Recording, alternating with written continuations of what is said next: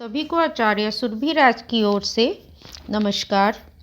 आज मैं आपको हिंदू धर्म के प्रमुख देवता श्रृंखला में रुद्र अवतार श्री हनुमान जी के बारे में बताऊंगी। भारतवर्ष में श्री हनुमान जी की उपासना अत्यंत व्यापक है।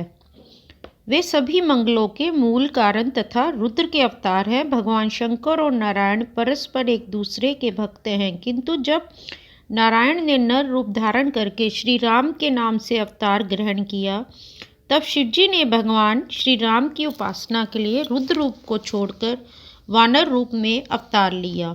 उनके द्वारा समुद्र लाकर सीता का पता लगाना, लंकापुरी का दहन करना, संजीवनी बूटी लाकर लक्ष्मण को प्राणदान देना, अजय दुष्ट राक्षसों का वध करना आदि अनेक असंभव कार्यों का संपादन हुआ।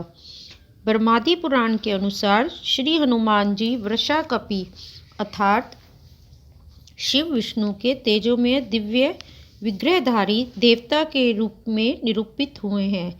सभी पुराणों तथा विविध रामायणों के अनुसार वैवस्वत मनवंतर के 24वें त्रेता युग में अंजना नाम की अप्सरा से केसरी के पुत्र के रूप में इनका जन्म हुआ।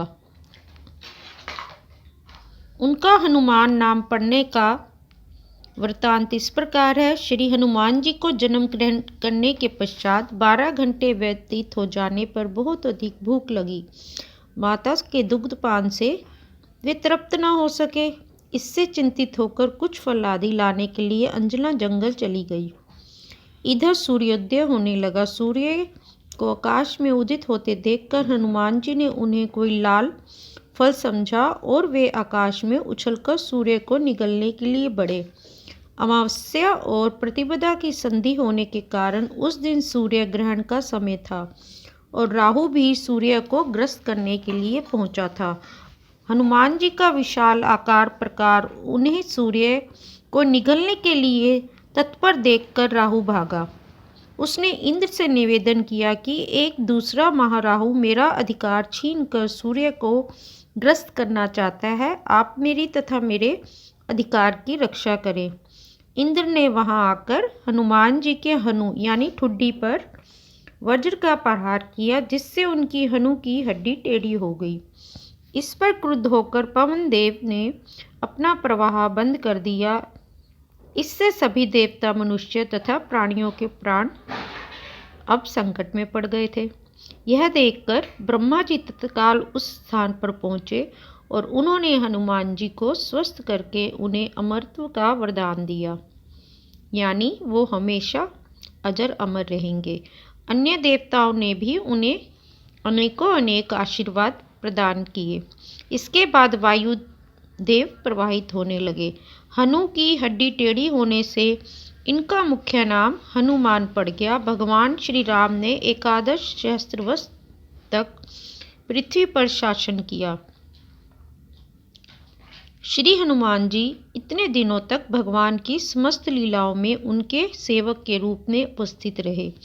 भगवान श्री राम ने उन्हें वर दिया कि जब तक मेरी कथा इस संसार में रहेगी, तब तक तुम इस पृथ्वी पर रहोगे और तुम्हारी कीर्ति अमर रहेगी। श्री हनुमान जी की यह विशेषता है कि वह अपने भक्त की रक्षा और उसके उत्थान के लिए सदैव जागरूक रहते हैं। इसलिए वह जागृत देवता के रूप में प्रसिद्ध हैं। वे नर नारी सभी के उपास्य हैं।